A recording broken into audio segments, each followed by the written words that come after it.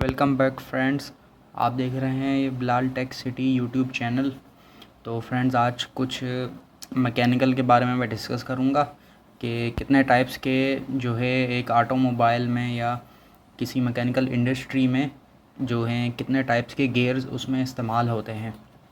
तो शुरू करते हैं। तो नंबर 1 गियर है स्पर गियर।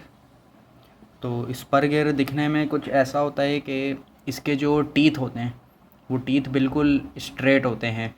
ये जैसे आप देख रहे हैं पिक्चर में, ये गियर जो हैं बिल्कुल स्ट्रेट होते हैं और एक दूसरे को जैसे थ्रस्ट करते हैं, घुमाते हैं। तो ये कुछ दिखने में इस तरह के होते हैं। अच्छा, उसके बाद दूसरे नंबर पर है हेलिकल गियर। ये गियर स्पर गियर से थोड़ा सा डिफरेंट होता है क्योंकि इसका जो टीथ होते हैं ये एक एंगल पर होते हैं, यानी कि थोड़ा सा जैसे टेढ़ा होता है। तो ये होते हैं हेलिकल गियर। इसका फ़ायदा ये होता है कि इसका जो ऑपरेशन है यानी जो चलने में है ये बहुत स्मूथ होता है और उसमें कोई गैप नहीं होता, इतना ख़ास गैप नहीं होता, जिसकी वजह से ये जो है काफ़ी साइलेंटली चलते हैं बग़ैर कुछ आवाज़ करे। उसके बाद तीसरे नंबर पर है बेवल गियर। ये बेवल गियर जो है ऑटोमोबाइल में इस्तेमाल होता है। ये इस्तेमाल होता है ज़्यादातर फ्रंट गियर बॉक्स में और रेयर व्हील के डिफरेंशियल में। इसका फ़ायदा ये होता है कि ये गियर 90 डिग्री जो है एंगल पर होता है। इसमें एक गरारी आप पिक्चर में देख रहे हैं कि एक गरारी नीचे की तरफ है और दूसरी जो पिनियन है, जिसको पिनियन बोलेंगे हम, तो वो इसके परपेंडिकुलर में होती है। तो ये बेवल गियर कहलाता है। ठीक है फ्रेंड्स, अब चौथे नंबर पर आ जाते हैं गियर ट्रेन के बारे में। अब गियर ट्रेन एक ट्रेन वर्ड से निकला हुआ है। तो ट्रेन का मतलब यही होता है कि एक डब्बा, फिर दूसरा डब्बा, फिर तीसरा डब्बा, तो इन सारे डब्बों को एक ट्रेन चलाती है, इंजन चलाता है। तो वे ऐसे ही गियर ट्रेन भी है। इसमें एक आप छोटा गियर दे सकते हैं नंबर ए पर।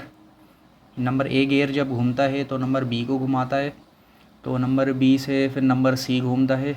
तो ये 1 बाय 1 जो गियर चलेंगे तो इसे हम बोलेंगे गियर ट्रेन। ठीक है फ्रेंड्स, क्लियर हो गया। अब आगे चलते हैं। Planetary gear sorry. ये गियर प्लानिटरी शेप में होते हैं। जैसे हमारा अर्थ, दुनिया में जो काफ़ी सारे सैयारे हैं, चांद और मार्स है, जैसे एक एक्सिस पे घूमते हैं ऑर्बिट में, वैसे ही ये गियर्स प्लानिटरी कहलाते हैं। ये इस तरह से होता है कि इसके सेंटर में जो इनपुट शाफ्ट होती है वो इसके सेंटर में, जो आपने व्हील देख रहा है छोटा सा, इसमें इनपुट शाफ्ट होती है, इसको घुमाता है। उसके साथ साथ ये इसके आसपास रिवॉल्व करते हैं इसके ऑर्बिट में। तो इसको बोलते हैं प्लानिटरी गियर। क्लियर हो गया। अब आगे चलते हैं वॉरम गियर। ये वॉरम गियर ज़्यादातर जो है ये भी लेथ मशीन और कार के सस्पेंशन स्टीयरिंग में काम आता है। इसकी ख़ासियत ये होती है कि वॉरम में जितनी भी जो है टॉर्क है, आपका टॉर्क बहुत कम लगेगा। उसकी रीज़न ये होती है कि इसमें जो पिच होती है ना, वो पिच इस गियर गरारी को घुमाती है। तो उससे यानी कि ये जो भी वज़नी चीज़, जैसे स्टीयरिंग है गाड़ी का, सादी गाड़ी का स्टीयरिंग होता है, तो अगर हम इसको गियर्स के ज़रिए घुमाएंगे तो ये बहुत हार्ड होगा क्योंकि इस पर वेट होता है। लेकिन ये वॉरम जो होता है जिसमें पिच होती है, ये पिच इस लोड को बिल्कुल हल्के से टॉर्क के ज़रिए जो है घुमा देता है। तो ये इस वॉरम का फ़ायदा होता है। समझ आ गई फ्रेंड्स। आगे चलते हैं रिंग एंड पिनियन।